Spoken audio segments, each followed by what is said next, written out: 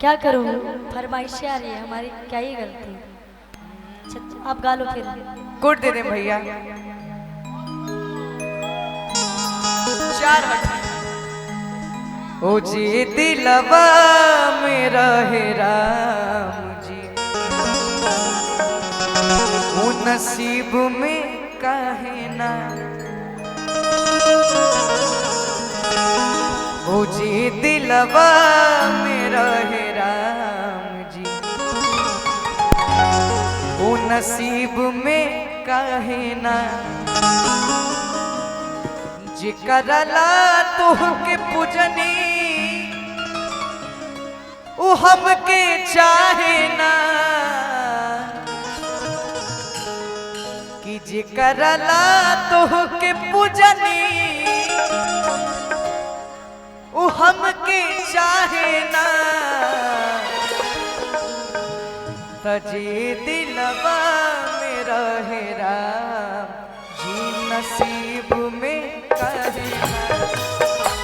जी दिलवा मेरा है राम जी, नसीब में काहे ना। जिकरला तुहके पूजनी हमके चाहे ना, जिकरला तुहके पूजनी वो हमके चाहे ना। जी दिलवा मेरा है राम जी, नसीब में काहे ना। जी दिलवा मेरा है राम जी, नसीब में काहे ना।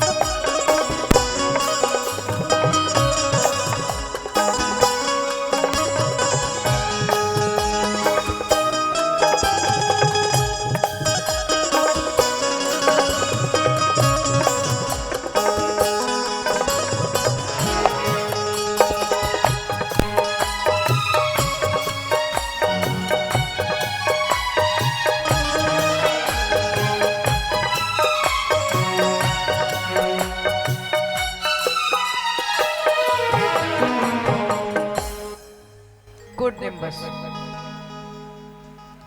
वो शिकवा नहीं किसी से, वो किसी से गिला नहीं,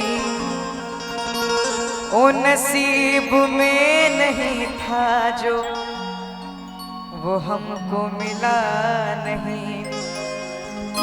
वो शिकवा नहीं किसी से, किसी से गिला नहीं, ओ नसीब में नहीं था जो हमको मिला नहीं।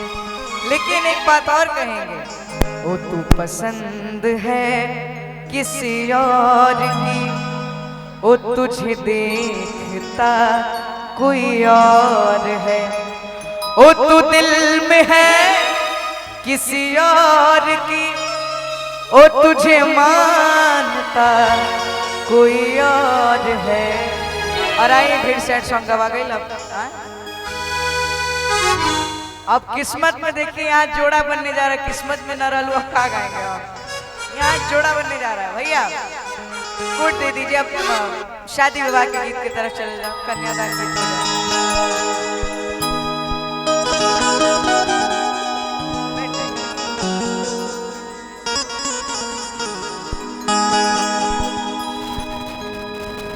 बैटरी खत्म हो गया है,